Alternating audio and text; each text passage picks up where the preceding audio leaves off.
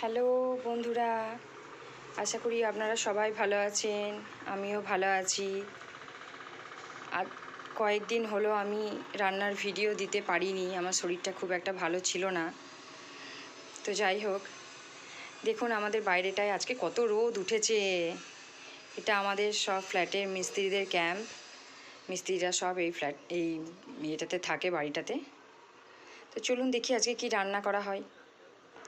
আজকে আমি রান্না করব চিকেন, একদম সিম্পল চিকেন, মানে 650 মতো চিকেন নিয়েছি। তার সাথে আলু দেবো, আলু দিয়ে চিকেনের পাতলা ঝোল। চলুন দেখি কিভাবে রান্না করি। কড়াই আমি বসিয়ে নিয়েছি, এখনও গ্যাস জ্বালাইনি। কড়াই আমি তেল দিয়ে নিয়েছি। এরপর এই কেটে রাখা আলুগুলো একটু ভেজে ভেজে নেব।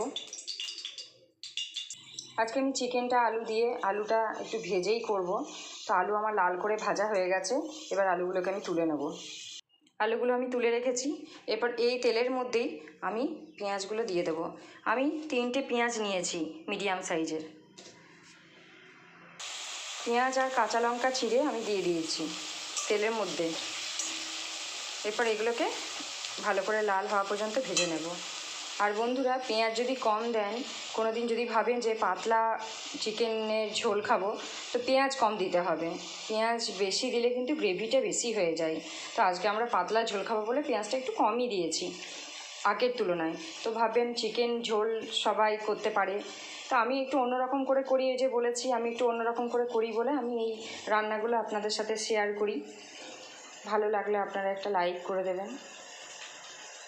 বন্ধুরা, আমি একটা মশলার পেস্ট করেছি। এর মধ্যে আদা রসুন আর বাটা আছে, আর একটুখানি গোটা জিরে বেটে নিয়েছি। তার মধ্যে একটু হলুদ দিয়ে নিয়েছি, হাফ চামচ কাশ্মীরি লঙ্কা গুঁড়ো দিয়ে নিয়েছি। দিয়ে মশলাটাকে আমি পেস্ট করে রেখেছি। এইরকম করে মশলা পেস্ট করে দিলে আরও রান্নার টেস্ট বেড়ে যায়।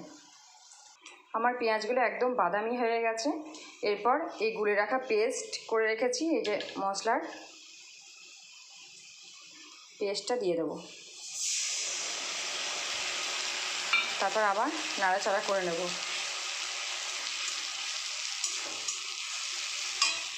এই মশলাটার উপর দিলাম টমেটো একটা গোটা, আর নুন দিয়ে রেখেছিলাম না, তাই নুন দিলাম, আর একটু সামান্য চিনি দিলাম। এরপর ভালো করে মশলাটাকে কষিয়ে নেব। দেখুন মশলা কিন্তু আমার কষানো হয়ে গেছে, তেল কিন্তু পাশে পাশে ছেড়ে দিয়েছে। এরপর আমি চিকেনগুলো দিয়ে দেবো।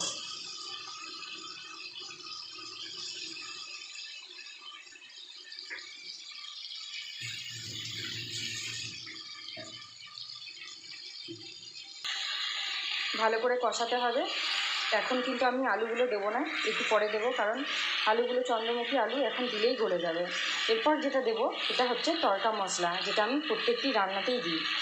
তড়কা মশলা দিলাম, আর আমি বাড়িতে যে মশলাটা করে রাখি, জিরে আর ধনেকে ভেজে গুঁড়িয়ে রাখি, সেই ভাজা মশলা 2 চামচ দিলাম। অনেকটাই কষানো হয়ে গেছে। এরপর আমি আলুগুলোকে দিয়ে দেবো, তারপর আবার কষিয়ে নেব। চিকেনটা আমার খুব সুন্দরভাবে কষানো হয়ে গেছে। এরপর আমি এই যে একটা পাত্রে গরম জল করে রেখেছি, গরম জলটা দিয়ে দেবো।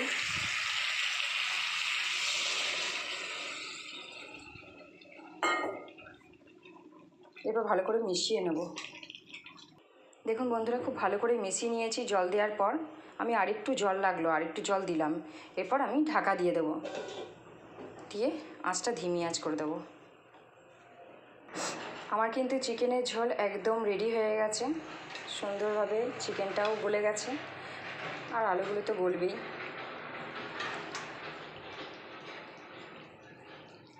তো পাতলা ঝোল খেতে হলে বন্ধুরা একদম পেঁয়াজটা কম দিতে হবে, মশলাপাতি একবারই কম দিতে হবে, তাহলে পাতলা ঝোল হবে। নুনটা আপনারা একটু মেজারমেন্ট করে নেবেন। তো ঠিক আছে বন্ধুরা, চলুন আজকের মতো ভিডিও এখানেই আমি শেষ করছি। আসছি আবার কালকে একটি নতুন ভিডিও নিয়ে। আপনারা সবাই ভালো থাকবেন, সুস্থ থাকবেন।